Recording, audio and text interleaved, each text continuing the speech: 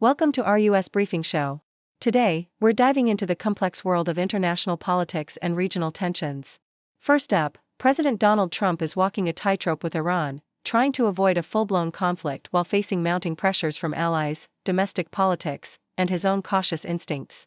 The possibility of a strike on Iran's underground nuclear site remains hotly debated, but Trump's desire to keep America out of another Middle Eastern war complicates his decision-making.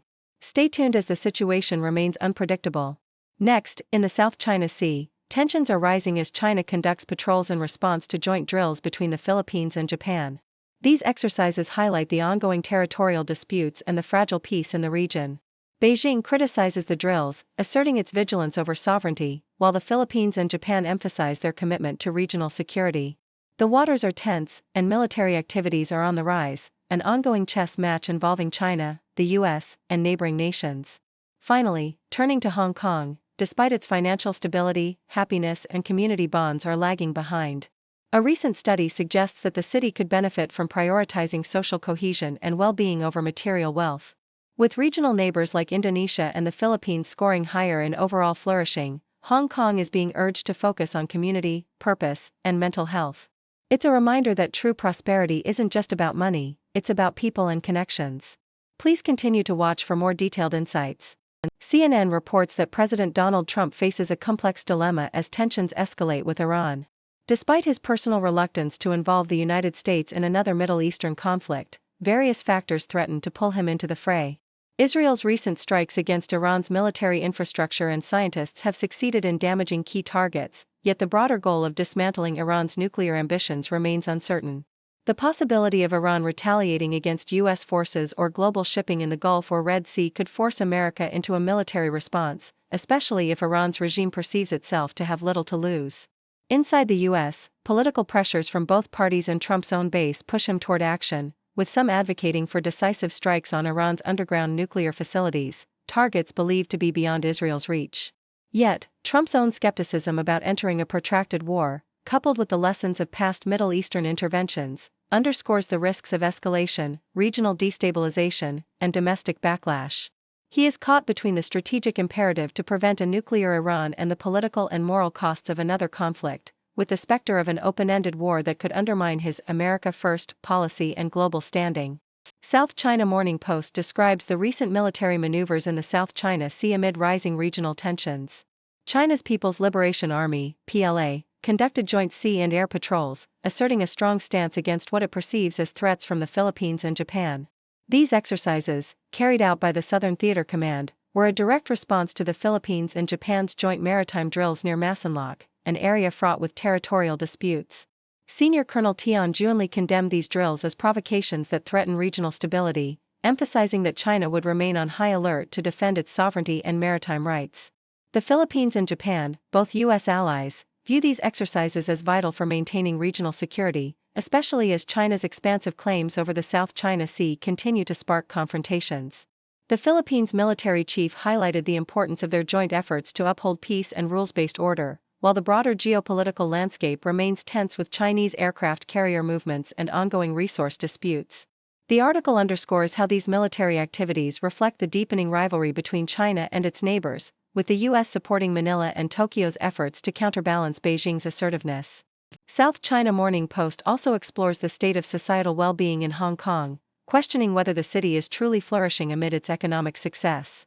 While Hong Kong excels in financial stability, the study reveals that it ranks lower in overall happiness, mental health, community bonds, and purpose, dimensions essential for genuine flourishing. Contrasts with countries like Indonesia, the Philippines, and India show that less economically developed nations often foster stronger communal values, such as Indonesia's gotong royong and the Philippines' bayanihan, which contribute to higher life satisfaction. The article advocates for a cultural shift in Hong Kong, emphasizing the importance of community, moral character, and spiritual fulfillment over material wealth. It suggests that the city's policymakers and civil society should re-evaluate priorities, fostering social bonds and a sense of transcendence to enhance well-being. The piece argues that true wealth lies in relationships and moral virtues, urging Hong Kong to draw on its Asian heritage for a more holistic approach to flourishing, beyond the narrow focus on economic metrics.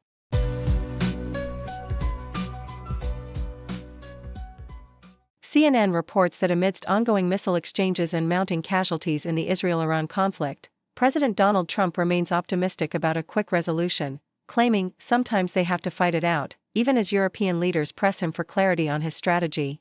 Despite his confident predictions of peace soon, Trump's previous boast about ending the Russia-Ukraine war in 24 hours casts doubt on his diplomatic effectiveness.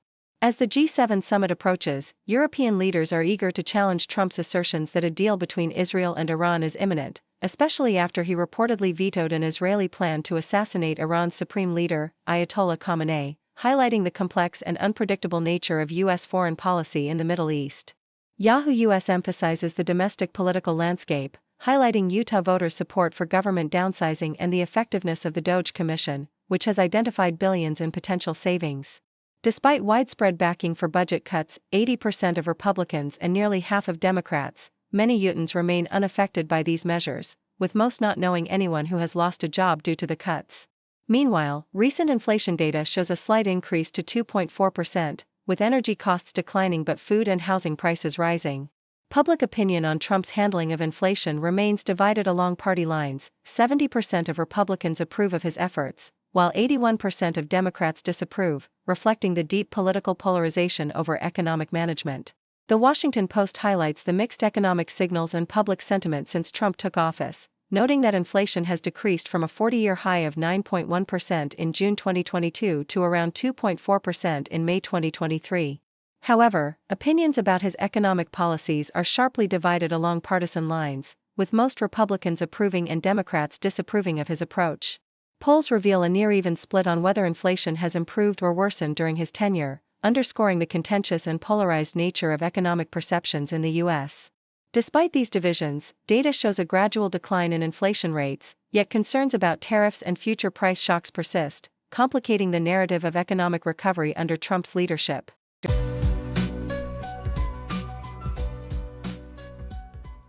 According to Yahoo US, President Donald Trump has issued a directive to immigration officials to intensify deportation efforts, specifically targeting Democratic-led cities such as Los Angeles, Chicago, and New York. This move follows weeks of heightened enforcement actions and protests against the administration's immigration policies. Trump's social media call urged ICE to undertake what he termed the very important goal of delivering the single largest mass deportation program in history, emphasizing the detention and removal of millions of undocumented immigrants residing in major urban centers. Meanwhile, the White House has instructed immigration officers to temporarily halt arrests at farms, restaurants, and hotels, citing concerns over the impact on these industries, even as enforcement in other areas is being ramped up significantly, with plans to arrest at least 3,000 individuals daily, a stark increase from previous figures. Meanwhile, the Australian Broadcasting Corporation reports on a groundbreaking development in genetically modified food, a purple tomato that could soon be available on Australian supermarket shelves.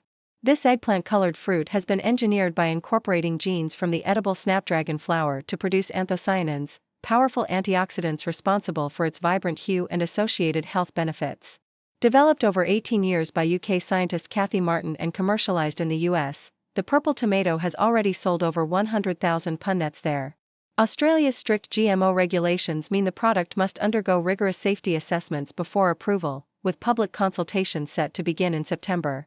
The initiative is part of a broader push to introduce genetically modified crops like disease-resistant bananas, which are also in the pipeline, promising to enhance health benefits and agricultural resilience amid regulatory hurdles.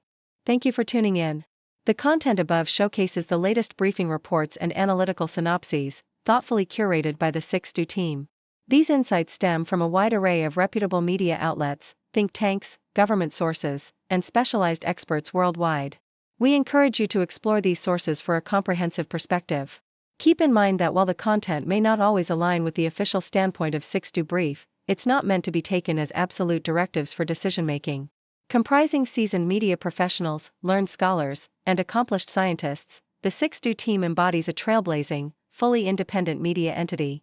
To customize 6Do Brief to meet your professional needs, you have the option to subscribe to a diverse array of briefings on our website, 6dobrief.com.